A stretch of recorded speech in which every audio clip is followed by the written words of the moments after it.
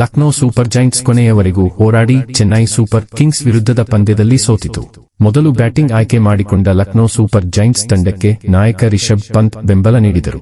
ನಿಧಾನಗತಿಯ ಬ್ಯಾಟಿಂಗ್ ಪಿಚ್ನಲ್ಲಿ ಅವರು ಹೋರಾಟದ ಇನ್ನಿಂಗ್ಸ್ ಆಡಿದರು.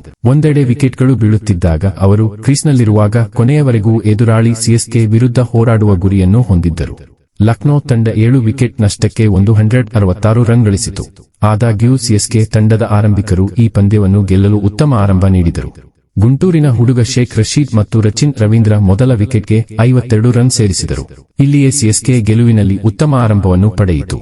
ಆದರೆ ಮಧ್ಯದಲ್ಲಿ ಸಿಎಸ್ಕೆ ಸತತ ವಿಕೆಟ್ ಕಳೆದುಕೊಂಡಿರುವುದರಿಂದ ಈ ಪಂದ್ಯ ಗೆಲ್ಲುತ್ತದೆಯೇ ಎಂಬ ಅನುಮಾನ ಮೂಡಿದೆ. ಸಿಎಸ್ಕೆ ಗೆಲ್ಲಲು 30 ಎಸೆತಗಳಲ್ಲಿ 50 ರನ್ಗಳು ಬೇಕಾಗಿದ್ದಾಗ ತಂಡವನ್ನು ಗೆಲುವಿನತ್ತ ಕೊಂಡೊಯ್ಯುವ ಜವಾಬ್ದಾರಿ ಎನ್ಎಸ್ ಧೋನಿಯ ಮೇಲೆ ಬಿತ್ತು. ಇನ್ನೊಂದು ಓವರ್ನಲ್ಲಿ ಶಿವನ್ ದುಬೆ ರನ್ ಗಳಿಸಲು ಹೆಣಗಾಡಿದರು. ಆದರೆ ಧೋನಿ ಬೌಂಡರಿಗಳೊಂದಿಗೆ ಸಿಎಸ್ಕೆಯನ್ನು ಊಟದಲ್ಲಿ ಉಳಿಸಿಕೊಂಡರು. ಆದರೆ ಲಕ್ನೋ ತಂಡ ಧೋನಿಯನ್ನು ಔಟ್ ಮಾಡಲು ಅವಕಾಶವನ್ನು ಪಡೆದುಕೊಂಡಿತು. 19ನೇ ಓವರ್ನಲ್ಲಿ ರವಿ ಬಿಷ್ಣೋಯ್ ಧೋನಿ ಕ್ಯಾಚ್ ಅನ್ನು ಕೈಬಿಟ್ಟರು. ಆ ಕ್ಯಾಚ್ ಸಿಕ್ಕಿದ್ದರೆ ಪರಿಸ್ಥಿತಿ ಬೇರೆಯೇ ಇರುತ್ತಿತ್ತು.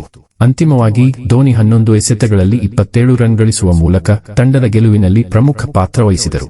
ಪಂದ್ಯದ ನಂತರ ಗೆಲ್ಲುವ ಅವಕಾಶವನ್ನು ಕಳೆದುಕೊಂಡಿದ್ದ ಲಕ್ನೋ ಜೆಟ್ಸ್ ತಂಡದ ಸೋಲಿನ ಬಗ್ಗೆ ರಿಷಬ್ ಪಂತ್ ಪ್ರತಿಕ್ರಿಯಿಸಿದರು.